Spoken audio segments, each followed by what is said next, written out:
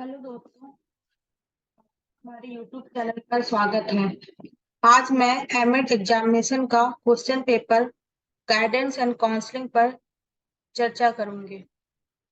दोस्तों, शिक्षा का अर्थ ही सिखाना और सीखना होता है। ओके, सेक्शन ए में हमें attempt 4 questions out of the following 5 questions करने हैं। Each questions carry 4 marks.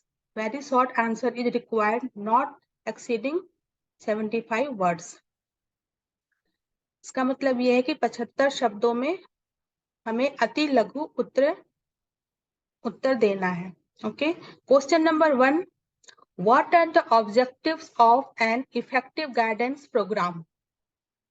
Means एक प्रभावी मार्गदर्शन कार्यक्रम के उद्देश्य क्या हैं, उसके उद्देश्य के बारे में हमें लिखना है। Okay, next question, highlight the significance of case conference method in the counseling of an individual. एक व्यक्तिगत परामर्श में केस सम्मेलन विधि के महत्व पर प्रकाश डालिए। Next question, question number 3, what are the objectives of career meals which are organized by various institutions these days? इन दिनों विभिन्न संस्थानों द्वारा आयोजित किए जाने वाले करियर मेलों के क्या उद्देश्य हैं, इसके बारे में हमें बताना है। Next question, highlight the difference between testing and non testing devices which are employed for the appraisal of an individuals. एक व्यक्तिगत मूल्यांकन हेतु उपयोग में लाई जाने वाली परीक्षण तथा गैर परीक्षण युक्तियों के बीच अंतर पर प्रकाश डालिए।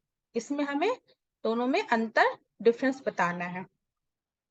ओके फाइन, अब हम लोग आते हैं सेक्शन बी में। Section B short answer type question करने होते हैं। इसमें 2 क्वेश्चंस रहते हैं। निम्नलिखित 3 प्रश्नों में से किन्हीं 2 प्रश्नों के उत्तर दीजिए और प्रत्येक प्रश्न क्या है, 8 अंकों के हैं और अधिकतम 200 शब्दों में लघु उत्तर हमें आंसर करने हैं। ओके, तो question number 5, discuss the sociological basis of guidance with special reference to the concept of socialisation and social value. Means समाजीकरण तथा सामाजिक परिवेश के संदर्भ की अवधारणाओं के विशेष संदर्भ में मार्गदर्शन का समाजशास्त्रीय आधार परिचर्चा कीजिए। ये 8 नंबर का करना है हमें। Next question, differentiate between the term attitude and aptitude. Attitude और एप्टीट्यूड में हमें डिफरेंस बताना है, यानी कि क्या योग्यता होती है। How are this constructs measured? Give example to illustrate the difference in situations in which these tools are employed. Okay, यानी कि इसके निर्माण को किस प्रकार मापन करते हैं, उदाहरण देकर हमें समझाना है इनकी परिस्थितियों को। Next question, discuss the role of a school counsellor in the present times. What are the characteristics of an effective counselor? Effective counselor का क्या प्रभावशाली परामर्शदाता होता है या क्या विशेषताएं होती हैं, क्या परामर्श होते हैं, यानी कि वर्तमान समय में विद्यालय परामर्शदाता की भूमिका की चर्चा कीजिए और एक प्रभावशाली परामर्शदाता की विशेषताएं क्या होती हैं। अब हम लोग चलते हैं सेक्शन सी में। Attempt any 3 questions out of the following 5 questions. Each question carries 16 marks. Answer is required in detail. इसमें हम लोग को विस्तृत उत्तर देना होता है। Okay. Question number 8. What are the major areas in which guidance is provided? Describe each of this type of guidance clearly, bringing out the difference in the scope of each of these. प्रमुख क्षेत्र में से जो है इसमें मार्गदर्शन उपलब्ध कराया गया है। इनमें से प्रत्येक क्षेत्र में अंतर को स्पष्ट रूप से बताते हुए इन प्रकार के मार्गदर्शन के प्रत्येक का वर्णन कीजिए। Next question is question number 9. What is the need for collection of occupational information? What are the various sources of the information? What is the method of classification of occupational information and how is this information disseminated? इसका मतलब क्या है कि व्यावसायिक जानकारी के संग्रह की आवश्यकता क्या है, इनकी जानकारी देना है, विभिन्न स्रोत के बारे में बताना है, व्यावसायिक जानकारी के वर्गीकरण का तरीका क्या होता है तथा इन सूचनाओं को किस प्रकार प्रसारित की जाती है। Okay, next question, question number 10. Discuss the major features of the client centred therapy given by Carl Rogers. This is very important. Why is it called a non-directive approach? What are the methods employed in this therapy? Discuss the implication of this approach for student-teacher relationships.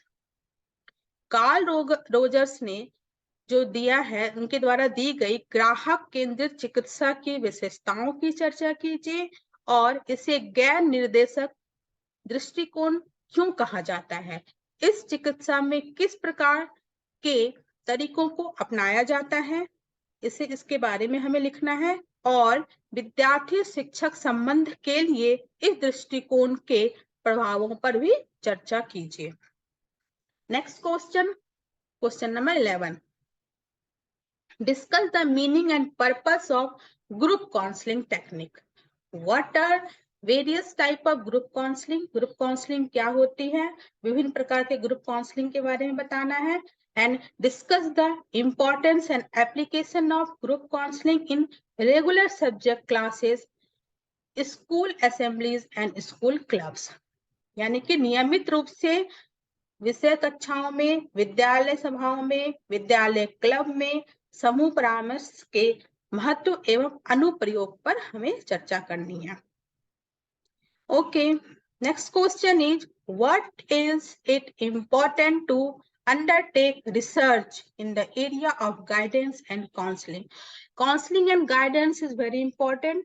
ये काफी important है, इन्हें आप बहुत अच्छे से पढ़ लीजिएगा। Indicate the major themes of research in this area and elaborate on this. Highlight the research threads and also the issues related to the area of guidance counseling. Same मार्गदर्शन एवं परामर्श के बारे में बताना है। ओके, तो थैंक यू। ये सारे क्वेश्चंस हैं, इसे आप बहुत अच्छे से कर लेना। ओके।